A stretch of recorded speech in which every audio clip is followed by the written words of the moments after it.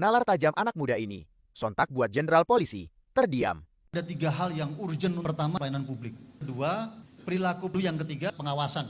Pertama, tadi saya dengar Bapak bilang, polisi kok salah terus. Loh memang salah. Mau gimana? Mau gimana coba? Kalau benar ya benar, ini kan memang salah. Gimana? Itu. Terus komentarnya agak lucu juga, polisi merasa ditekan dari berbagai sisi, dari masyarakat, dari presiden.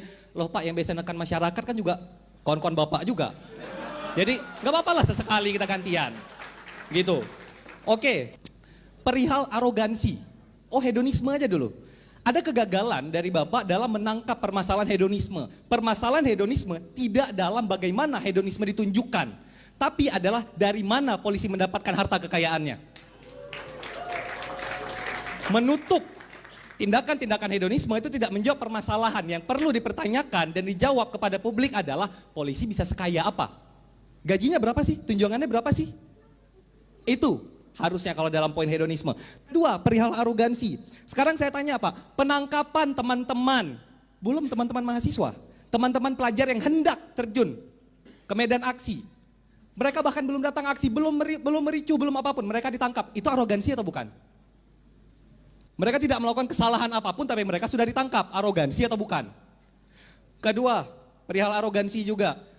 Putusan MK menjelaskan bahwa polisi tidak boleh menduduki jabatan sipil. Tapi polisi sekarang entah dari mana idenya, saya nggak tahu dari bisikan dari siapa. Tapi pengen membolehkan itu dengan berbagai macam aturan-aturan hukum.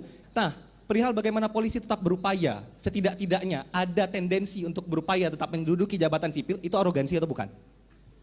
Melihat di sini Pak, dari tadi Bapak kalau kita lihat pakai kacamata manajemen, Bapak itu hanya membahas tentang pengawasan, yaitu adalah evaluasi. Sekarang bagaimana dengan input dan prosesnya? Input polisinya berkualitas nggak?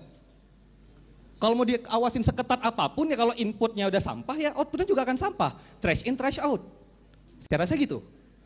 Dari perspektif manajemen ya. Dalam prosesnya sekarang polisi pendidikannya berapa lama?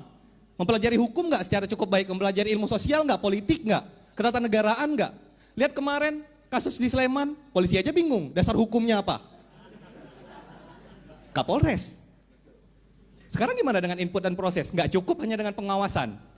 Dan yang paling penting dalam keseluruhan pemaparan Bapak mengenai reformasi Polri, tidak ada narasi baik secara langsung ataupun figuratif yang menggambarkan bagaimana kami sebagai anak muda itu dijamin kebebasannya untuk bisa berekspresi, untuk bisa menyatakan pendapatannya di muka publik.